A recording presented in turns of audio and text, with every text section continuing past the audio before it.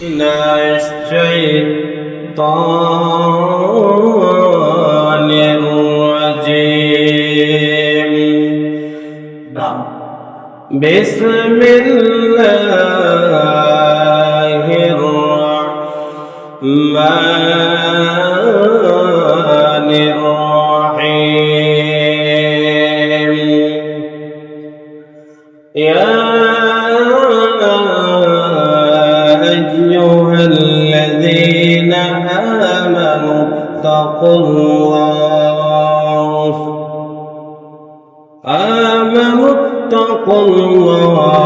وقولوا قولا سديدا يصلح لكم أعمالكم ويغفر لكم ذنوبكم ومن يطع الله ورسوله فقد فاز فوزا عظيما. وقال رسول الله صلى الله عليه وسلم: والحياء شعبة من الإيمان، أو كما قال عليه الصلاة والسلام.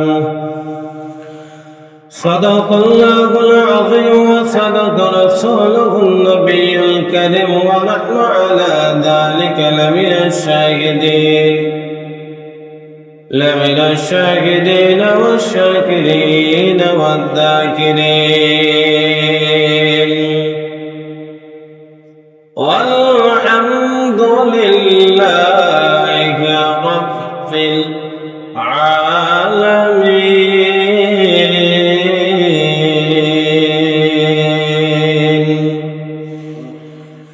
إن الله وملائكته يصلون على النبي. يا أيها الذين آمنوا صلوا عليه وسلموا تسليما.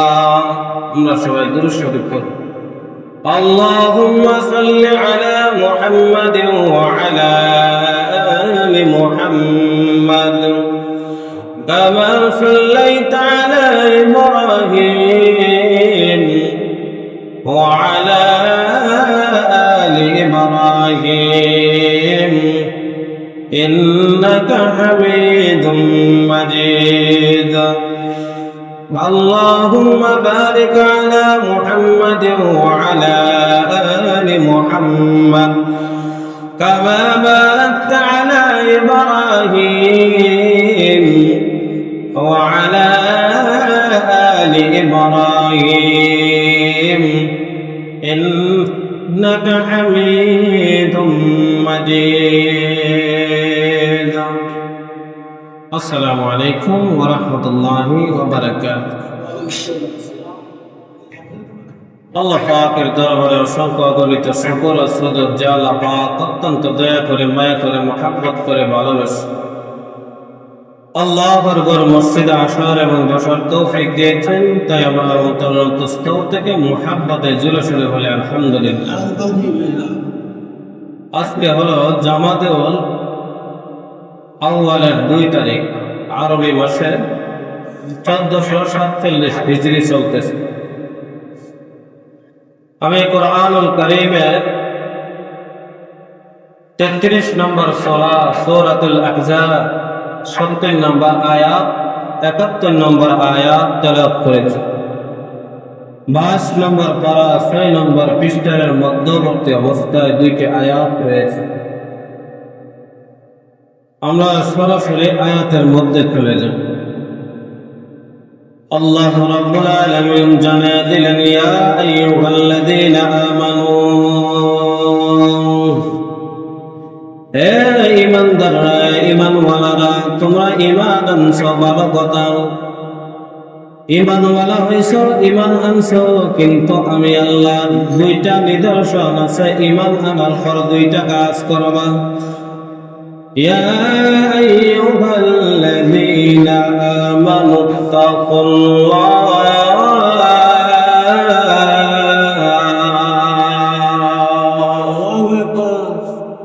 আল্লাহ বলেন ঈমান আনার পরে এক নম্বর কাজ হলো আমি আল্লাহকে ভয় করা। কি করা? আমি আল্লাহকে ভয় করো। দুই নম্বর কাজ হলো وقولوا قولا سديدا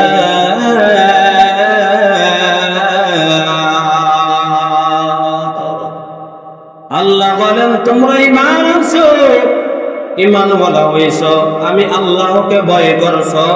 তোমরা যারা ঈমান আনছো আল্লাহকে ভয় করছো, দুই নম্বর কাজ হলো আমি আল্লাহর আইন অনুযায়ী তোমরা সত্য কথা বলো। কি কথা? আল্লাহ বলছেন তোমরা সত্য কথা বলো, সঠিক কথা বলো। আমরা দেখবেন অনেক মানুষ আছে সঠিক কথা যেই জায়গা বলার দরকার এই জায়গাটা সঠিক কথা বলে না, ঠিক না? সঠিক কথা তাদের মুখ দিয়ে আসে না, জবান দিয়ে আসে না। আল্লাহ নিজে জানিয়ে দিলেন আমি আল্লাহকে ভয় করার পর তোমরা দুই নম্বর কাজ হলো তোমরা সঠিক কথাগুলো বলো। আল্লাহ তাআলা আয়াতের মধ্যে সূরাতুল আহজাবের ৭১ নম্বর আয়াতের মধ্যে জানিয়ে দিলেন তোমরা যদি সত্য কথা বলো তোমাদের ফায়দা কি হবে। আল্লাহ জানিয়ে দিলেন ইউসলিহ লাকুম আ'মালাকুম ওয়া ইয়াগফির লাকুম যুনুবাকুম ومن يطع الله ورسوله فقد فاز فوزا عظيما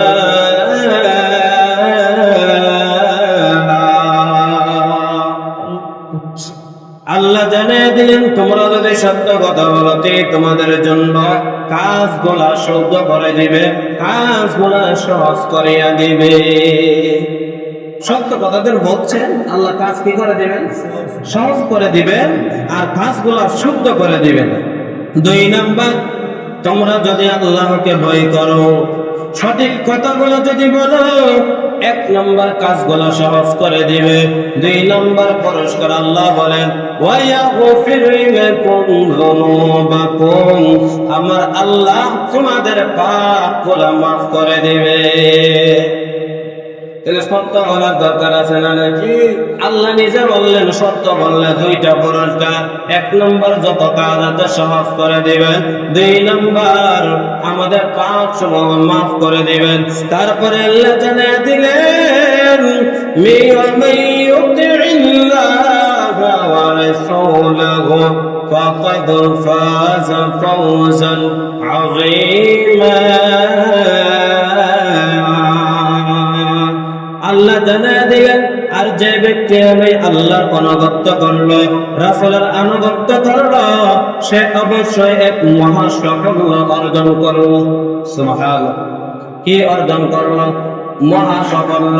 সব থেকে বড় বিশ্বের ভিতরে যত সফলতা আছে আল্লাহ জানিয়ে দিলেন সব থেকে বড় সফলতা অর্জন করলো, সব থেকে দামি সফলতা অর্জন করলো। বলে সফলতা কি? বলে দুনিয়া শান্তি আখিরাতে মুক্তি। এর থেকে সফল আর দুনিয়াতে কিছু হতে পারে? এক জায়গায় সফলতা পারে। দুনিয়াতে যারা শান্তি থাকে আর আখিরাতে যারা মুক্তি পাবে তাদের থেকে সফল পৃথিবীর জমিনে আখিরাতে আর কেউ থাকবে না। আমরা দেখবেন অনেকেই শান্তি খুঁজি। আল্লাহ বলে না বান্দা শান্তি খুঁজতে হলে তোমরা আমি আল্লাহর আনুগত্য করতে হবে, রাসূলের আনুগত্য করতে হবে, তাহলে তোমরা মহা সাফল্য অর্জন করতে পারবে, তোমরা সবচেয়ে বড় সাফল্য অর্জন করতে পারবে। তাহলে বলেন তো আমাদের সাফল্য অর্জন করার দরকার আছে না নাই? তাহলে কি করতে হবে? এক নম্বর আল্লাহকে ভয় করতে হবে। কয় নাম্বার? আল্লাহকে ভয় করতে হবে। দুই নম্বর সঠিক কথা বলতে হবে। আল্লাহ দুইটার পরে বলে দিলেন তোমরা দুইটা কাজ করলে আমি আল্লাহ দুইটা পুরস্কার দেব। সব কাজ আমি সহজ করে দেব, সব কাজ আমি শুদ্ধ করে দেব। দুই নম্বর আমি আল্লাহ তোমাদের পাপ সমূহ মাফ করে দেব। তিন নম্বর আমি রাসূলের আনুগত্য, আল্লাহর আনুগত্য, রাসূলের আনুগত্য করলে বিশ্বের ভিতরে দুনিয়ার ভিতরে সব থেকে বড় সাফল্য আমার আল্লাহ অর্জন করে দিবে। দরকার আছে না নাই? আল্লাহ রাসূল সাল্লাল্লাহু আলাইহি ওয়াসাল্লাম তারপরে জানিয়ে দিলেন, আমাদের এখন এলাকার দিকে তাকাইলে লজ্জা শরম বলতে এখন কিছু নাই। ঠিক, লজ্জার কিছু আলোচনার দরকার আছে। অনেকের দিকে তাকাইলে বোঝা যায় লজ্জা শরম কি নিজেও চিনে না, জানেও না। এলাকার ভিতরে এমন ভাবে চলবে বোঝা যায় তার মধ্যে আর কুকুরের মধ্যে কোনো পার্থক্য নাই, ঠিক না? এরকম লোক আছে নেই? হাদিস শরীফের মধ্যে আসছে, তিরমিজি শরীফের 2009 নম্বর হাদিসের মধ্যে আসছে, আবু হুরায়রা রাদিয়াল্লাহু তাআলা আনহু থেকে বর্ণিত, রাসূলুল্লাহ সাল্লাল্লাহু আলাইহি ওয়াসাল্লাম বলেন, লজ্জা হলো ঈমানের অঙ্গ। লজ্জা কিসের অঙ্গ? যার মধ্যে লজ্জা নাই তার মধ্যে ঈমান নাই। বুঝের কথা বলে, যার মধ্যে কি নাই? লজ্জা নাই, তার মধ্যে ঈমান নাই। ওই কথাটার থেকে বোঝা গেল আল্লাহ রাসূল সাল্লাল্লাহু আলাইহি ওয়াসাল্লাম বলেন, ঈমান হলো ঈমান, লজ্জা হলো ঈমানের অঙ্গ, আর ঈমান হলো জান্নাতে যাইবার একটা ব্যবস্থা। কোন জায়গায়? যার মধ্যে ঈমান থাকবে একবার না একবার জান্নাতে প্রবেশ করবে। যার মধ্যে লজ্জা নাই তার ঈমান নাই, আর যার ঈমান নাই তার ঠিকানা হলো জাহান্নাম। কোন জায়গায়? জাহান্নাম। তিরমিজি শরীফের 2009 নম্বর হাদিসের মধ্যে আছে। আরেকটি হাদিস শরীফের মধ্যে আছে, আবু দাউদ শরীফের 4017 নম্বর হাদিস, মনোযোগ দিয়ে শুনবেন। কি শরীফে? আবু দাউদ শরীফের 4014 নম্বর হাদিসের মধ্যে আছে। দেখবেন আমাদের এলাকা হোক বিভিন্ন এলাকাতে তখন নির্লজ্জ বেহায়া কিছু যুবক বাহিরেছে। কে বাহিরেছে? নির্লজ্জ বেহায়া বেশরম অসভ্য যুবক কিছু এলাকার ভিতরে বিভিন্ন এলাকাতে দেখা যায়।